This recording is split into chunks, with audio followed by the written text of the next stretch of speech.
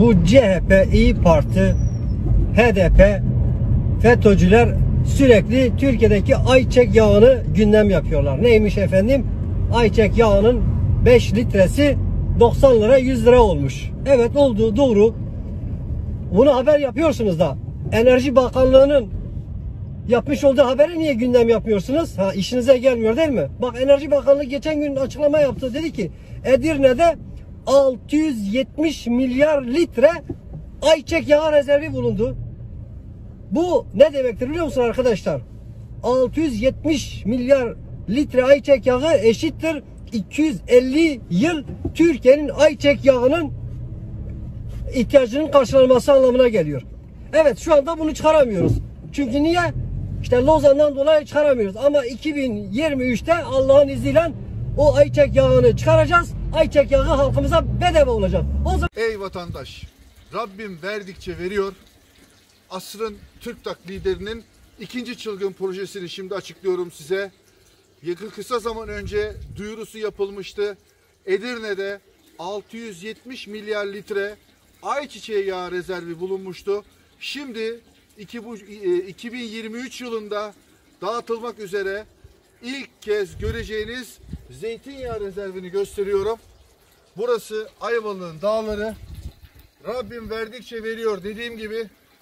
Aşağı yukarı 800 milyon litre yüksek gravitede, düşük asitte zeytinyağı bulundu. Buradan bunu da müjdelemek istiyorum. Allah'ın izniyle 2023 yılında bütün dünyanın zeytinyağının ihtiyacını karşılayacağız.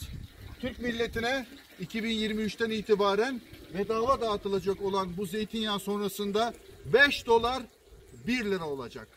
Bakın Rabbim nasıl verdikçe veriyor. Şu yeşilliğe, şu güzelliğe bakın. Vatandaş, duyduk, duymadık, gördük, görmedik demeyin. İşte Ayvalık dağlarında bulunan yüksek gravitede, düşük asitli zeytinyağı rezervlerinden birindeyiz. Ben de buradan ilk zeytinyağımı böyle doğal olarak doldurdum. Ey Macron, ey Merkel, aklınızı başınıza alın. Ancak bunları Türk milletinde bedava olarak dağıtılan bu rezervlerimizden ancak altın ve dolar karşılığı alabilirsiniz. Değerli vatandaşlar, dağlarda bulunan milyarlarca litre zeytinyağı rezervinden sonra artık bu zeytin ağaçlarına da gerek kalmayacaktır. 2023 yılında inşallah asrın TÜRKTAK lideri sanıyorum artık her köylüye bir rezidans ve AVM için harekete geçecektir.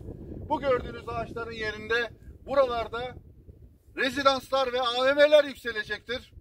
Dünya bizi kıskanacak. Ey vatandaş! Asrın TÜRKTAK liderinin 2023'te açıklamaya hazırlandığı en çılgın projeyi burada size canlı olarak sunuyorum. Gördüğünüz gibi ekmek ağaçları ilk sonuçlarını verdi ve burada geliştirilen fidanlar bazılarında çifter çifter olmak üzere bunları verdi. Ey Biden, ey Merkel, Biden'ız artık. Gün gelecek 2023'te asrın TÜRKTAK liderinin kapısına dayanacaksınız. Yalvaracaksınız bu fidanlar için. Ama asrın TÜRKTAK lideri önce vatan dediği için, milli bir ve yerli bir proje olduğu için halkımıza artık sizin sev dayatmacılarının projesi olan askıda ekmeği değil, saksıda ekmeği verecek. 2023 yılında herkese buradan müjdeliyoruz. Sonuçlar çok olumlu çıkmıştır. Herkese bir saksıyla beraber 2 ekmek fidanı bedava olarak verilecektir. Gururla, onurla buradan müjdeliyorum.